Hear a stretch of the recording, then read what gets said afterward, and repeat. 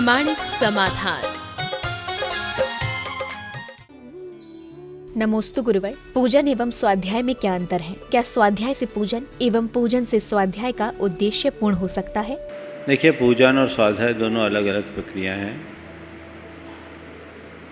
पूजन अपने उपास्य आराध्य के गुणानुराग पूर्वक अपनी भक्ति को प्रकट करने की एक क्रिया है और इसे विशेष पुण्यबंध और पाप के क्षय का कारण बताया। गृहस्थों के आवश्यकों में पूजन को एक आवश्यक भी निरूपित किया गया। स्वाध्याय ज्ञान वृद्धि और मन को संस्कारित करने की एक प्रक्रिया है।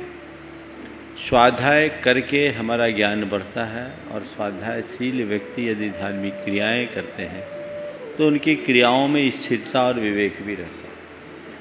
इसलिए स्वाध्याय भी करें और पूजन भी करें। पूजन आपका आवश्यक कर्तव्य है।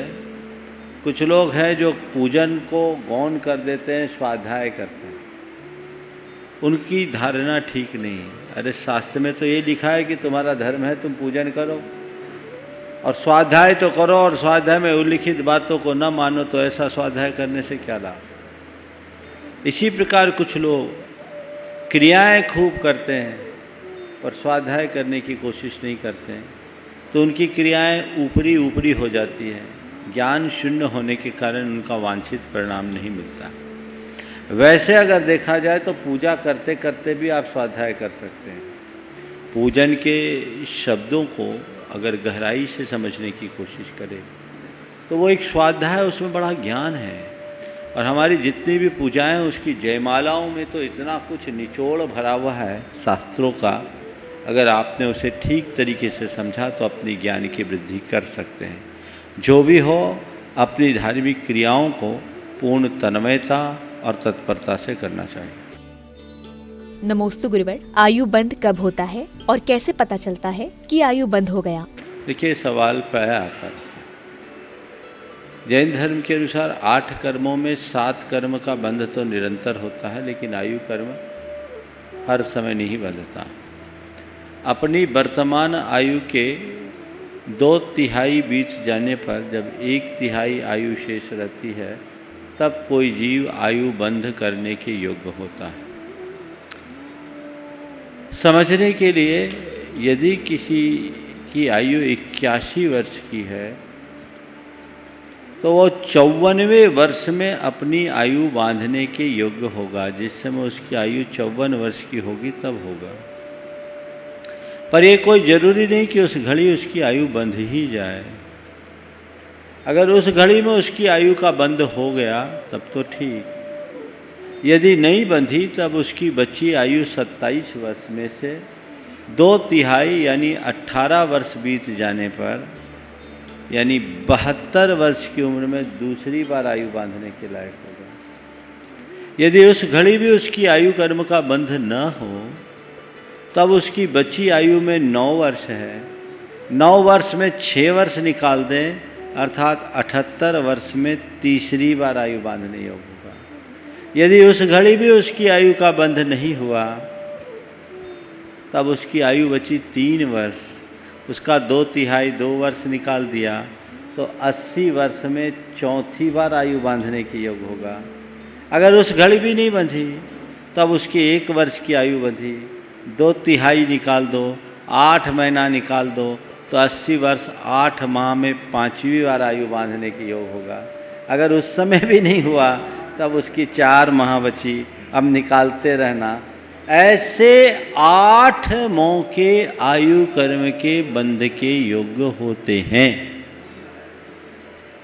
महाराज, ऐसा क्यों होता है? क्योंकि आयु कर्म के योग्य विशेष परिणाम चाहिए, भाव चाहिए, उसी में आयु बंधती है।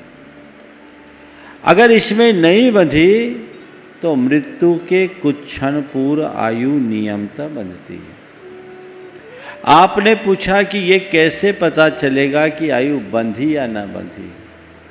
हालांकि ये दिव्य ज्ञानियों का विषय है, पर शास्त्रों के आधार पर स्थूल अनुमान जरूर लगा सकते हैं। अगर आपके मन में व्रत संयम का भाव जग रहा है तो समझना मेरी आयु नहीं बंधी है, और बंधी भी है तो खोटी आयु नहीं बंधी। देवायु को छोड़कर अन्य आयु बन जाने वालों के मन में व्रत संयम का भी भाव नहीं होता।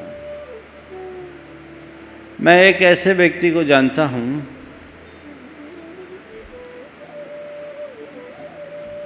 जो बड़ा व्यसनी था, अपने इलाके का डॉन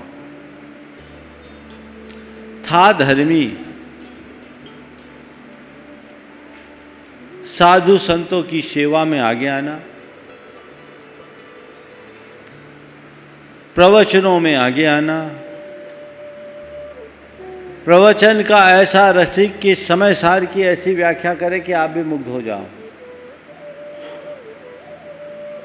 लेकिन उसकी सुबह की शुरुआत शराब से होती थी।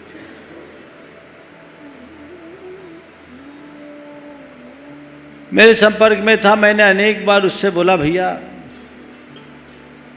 इस दुर्बलता को दूर करो। तो कहता था, महाराज अब ये तो इस पर्याय के साथ जाएगी, ये इस पर्याय के ही साथ जाएगी। वो व्यक्ति छोड़ नहीं पाया। मेरे मन में एक विचार आया, कहीं इसकी आयु तो नहीं बंध गई। धर्म को समझ पा रहा है लेकिन जी नहीं पा रहा है। दान करने में आगे, सेवा करने में आगे, पैसा था, उदार भी था, लेकिन अपने यहां का डॉन था। मन में आया इसकी आयु तो नहीं बंध गई। एक घटना ने मेरी धारणा को बल दे दिया। आगम में ऐसा कहा गया है कि अकाल आयु बंधने के बाद अकाल मृत्यु नहीं होती। अगर अगली भव की आयु बंध जाए तो आपके ऊपर वज्र भी पटक दिया जाए तो अकाल में नहीं मरोगे, आयु पूरी करके ही मरोगे। उस व्यक्ति के साथ एक घटना घटी। वो एक गांव में गया वसूली के लिए, शराब के नशे में था। गांव वालों ने उससे बाताबाती हो गई। 12 बोर की बंदूक छाती पे अड़ा दी। चला दे। इसने सोचा ये मजाक कर रहे हैं, नहीं चलाएंगे। सामने वाले ने चला दी। आप ताज्जुब करोगे, कारतूस अंदर ही फट गई, उसका कुछ नहीं हुआ। उसके बाद उसे सिर पर फरसा का वार किया गया, सिर फट गया, वहां से भागा। एक महिला ने उसे शरण दी, एहसान थे उसके। वो उसकी साड़ी से सिर बांधा वहीं छिपा रहा। 2 घंटे के बाद पुलिस आई, उसे सुरक्षित लेकर के गई। हॉस्पिटलाइज हुआ, टाँके लगे। शाम को लोग मिलने के लिए गए तो अस्पताल में ताश खेल रहा था। स्वस्थ सलामत। मुझे लगा इतनी बड़ी दुर्घटना में अकाल मरण न होना कोई न कोई कारण को उजागर करता है। हालांकि मैं ये नहीं कह सकता कि वो खोटी आयु ही बांधा हो, क्योंकि ऐसे व्यक्ति को ऐसा कहना भी उसके लिए दुख होगा। लेकिन संयम का भाव नहीं हो रहा है जानते हुए भी, तो ये समझ करके चलना चाहिए कि ये मेरी दुर्गति का कारण है। राजा श्रेणिक की अशुभ आयु का बंध हो गया था, नरकायु का। भगवान महावीर का खास शिष्य था। 60,000 सवाल उसने किए, लेकिन एक भी व्रत अंगीकार नहीं कर सका। नरक जो जाना था। तो बस जब तक व्रत संयम का भाव हो रहा है तब तक समझ करके चलना चाहिए। हम सलामत हैं। नमोस्तु गुरुवर, हमारे कार्य औरों के लिए प्रेरणा बने और हम परस्पर सहयोग से सामाजिक एवं धार्मिक उत्तरदायित्वों को पूरा करते हुए किस प्रकार आदर्श प्रस्तुत कर सकते हैं। हमारा कार्य औरों के लिए प्रेरणा बने और हम सामाजिक और धार्मिक कार्य करते हुए किस प्रकार आदर्श प्रस्तुत करें। आदर्श तरीके से करें तो अपने आप आदर्श बनेंगे और लोगों के लिए प्रेरणा बनेंगे। हम जो भी कार्य करें निष्ठापूर्वक करें, लगन के साथ करें और अपना 100% उसमें समर्पित करें, तब हम किसी के लिए प्रेरणा कर सकते हैं, बन सकते हैं। आधे अधूरे मन से यदि हम कोई कर्म करेंगे तो हमें उसका कोई परिणाम नहीं मिलेगा। नमोस्तु गुरुवर, आँख का देखा सच माने या कान का सुना? यदि आँख का देखा सच है तो भगवान को किसने देखा, और यदि कान का सुना सच है तो किस पर विश्वास करें? देखिए, आँख का देखा सच और कान का सुना सच है, पर मेरा तो कहना है जो आँख से देखा जाए वो सच हो ये कोई ज़रूरी नहीं, और जो आँखों से न दिखे वो झूठ हो ये भी कोई ज़रूरी नहीं। बहुत सारी चीज़ें जो आँख से दिखती है पर सच नहीं होती, और बहुत सारी चीज़ें हैं जो दिखाई नहीं पड़ती पर सच होती है। घर के छत पर खड़े होकर दूर क्षितिज को निहारो, तुम्हें दूर धरती और आसमान एक होते से प्रतीत होंगे। लगता है कि उस कोने में जाके धरती आसमान इकट्ठे हो गए, लगता है कि नहीं लगता? पर दुनिया का कोई ऐसा कोना है जहां धरती और आकाश मिलकर एक हुए? दिख तो रहा है क्या? ज्यादा नहीं, 3-4 मील आगे जाओ, 3-4 मील, वो और 3-4 मील आगे हो जाएगा। संसार के किसी कोने में धरती और आसमान एक नहीं है, पर दिखते हैं एक। आंखों से देखा है पर सच है क्या? बोलो। हाँ, पानी की बाल्टी में लकड़ी का एक टुकड़ा डालो, वो लकड़ी सीधी दिखती कि तिरछी? हाँ, तिरछी। पर लकड़ी तिरछी होती है कि तिरछी दिखती है? दिख तिरछी रही है पर है कैसी? आंखों से देखा झूठ पकड़ में आ गया।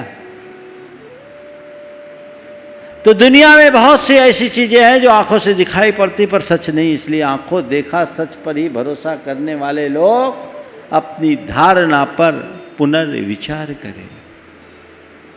दूसरी तरफ बहुत सी चीजें जो आंखों से नहीं दिखते पर है। अपने दादा परदादा सरदादा को किसी ने देखा? बोलो।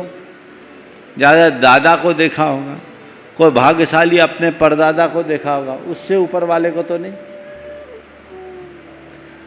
नहीं देखा इसका मतलब वो नहीं है क्या? वो है कि नहीं? दिखाई नहीं पड़ रहा, उपस्थित नहीं है पर है। तो बस इस सच्चाई को जानिए और आंखों से दिखने के बाद भी भ्रमित मत होइए और कानों के सुनने के बाद भी संदेह मत करिए। बहुत सारी चीजें हैं जो हमें बहुत व्यापकता से समझने की सीख देती। नमोस्तु गुरुवर, मंदिर जी में वेदी के सामने अन्य व्यक्ति भी जाप इत्यादि करते रहते हैं, तो वेदी की परिक्रमा लगाते समय हमें उनके सामने से निकलकर जाने से कोई दोष लगता है, और यदि लगता है तो कृपया उपाय बताएं। देखिए, परिक्रमा दर्शन पूजन का एक अंग है। कल परसों भी परिक्रमा की चर्चा आई थी। ऐसा कहा जाता है कि परिक्रमा के बिना हमारा दर्शन बंधन अधूरा है, तो प्रदक्षिणा देनी चाहिए और प्रदक्षिणा का कार्य करना चाहिए। अब इसके लिए जो जाप पूजन पाठ आदि करते हैं, कायदे से उन्हें ऐसी जगह करनी चाहिए जहाँ से प्रदक्षिणा वाले को कोई बाधा ही ना हो। भगवान के ठीक सम्मुख, वेदी के ठीक सम्मुख बैठने के जगह या खड़े होने की जगह एक साइड में खड़े होइए और प्रदक्षिणा का जो मार्ग है उसे निरापद रखिए। सबसे उत्तम मार्ग तो यही है। लेकिन इसके बावजूद अब जगह छोटी है, लोग करते हैं, उस समय करना ही जरूरी है, तो हमें अपेक्षित सावधानी रखते हुए अपना काम करना चाहिए। नमोस्तु गुरुवर। महाभारत में परशुराम जी ने कर्ण से कहा था कि निर्बल लोगों की विद्या कालांतर में लुप्त हो जाती है, तो इसमें निर्बल शब्द से क्या आशय है? निर्बल लोगों की विद्या कालांतर में लुप्त होगी, ऐसा महाभारत में लिखा है। मुझे पता नहीं है किस संदर्भ की बात है, लेकिन ये बात निर्बलता की है। जिसका मनोबल कमज़ोर हो, जिसका शरीर बल कमज़ोर हो, जो सत्वहीन लोग हैं, वो अपनी विद्या का निर्वाह नहीं कर सकते, और ये हर काल में लागू होता है। ऐसी बात नहीं कि निर्बल लोग आज ही हैं, अतीत के काल में भी थे। तो जो जिस काल में है, हमें उसे उसी संदर्भ में समझकर काम करना चाहिए। नमोस्तु गुरुवर। मुझे हिंदी या संस्कृत में लिखना नहीं आता है, तो क्या मैं अंग्रेजी में नमोकार मंत्र लिख सकता हूँ? देखिए, नमोकार मंत्र को उसकी मूल लिपि में लिखना ही सर्वोत्तम है, और लिखना नहीं आता तो सीख लीजिए। थोड़े दिन के अभ्यास से ही आप लिख लोगे।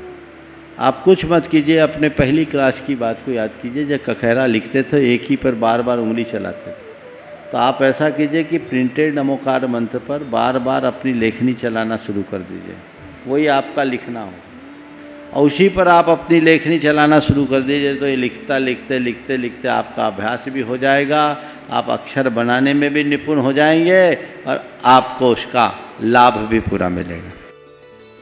नमोस्तु गुरुवर। सकारात्मक सहयोग करने वाले मित्रों के प्रति मेरे मन में कभी नकारात्मक विचार आ जाती हैं, तो इसे दूर करने के लिए भावना योग के किस स्वरूप का प्रयोग करना चाहिए? देखिए, सकारात्मक सहयोग करने वाले के प्रति भी नकारात्मकता बहुतों में आती है, और वे लोग होते हैं जिनके अंदर नकारात्मकता हावी होती है। भावना योग का जो स्वरूप आप सबको उपलब्ध है, आप उस स्वरूप को अच्छे से दोहराएं।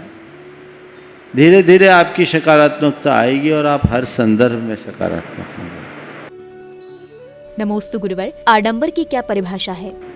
आडंबर क्या है? आजकल हर किसी कार्य को आडंबर कह दिया जाता है। आडंबर का मतलब वह क्रिया जिसका कोई आंतरिक प्रयोजन न हो, जो केवल सतही स्तर पर किए जाए, उसका नाम आडंबर है। अथवा वह कार्य जो देखने में तो आए पर वो निरर्थक हो, वह सब आडंबर है। आडंबर विभिन्न संदर्भों में अलग अलग तरीके से देखे जाते हैं। जैसे बहुत सारे ऐसे कार्य, शादी ब्याह आदि के कार्य होते हैं, उसमें लोग फिजूल खर्ची करते हैं, दिखावा करते हैं, वो आडंबर कहलाता है। धर्म मार्ग में लगने वाले लोग भी ऊपर का धर्म करते हैं, भीतर से धर्मी नहीं बन पाते हैं, केवल लोक प्रतिष्ठा या लोक दिखावा के ख्याल से धर्म करते हैं, तो वह उनका आडंबर बन जाता है। तो जो मैंने कहा कि वह क्रिया जिसका आंतरिक प्रयोजन न हो, वह सब आडंबर।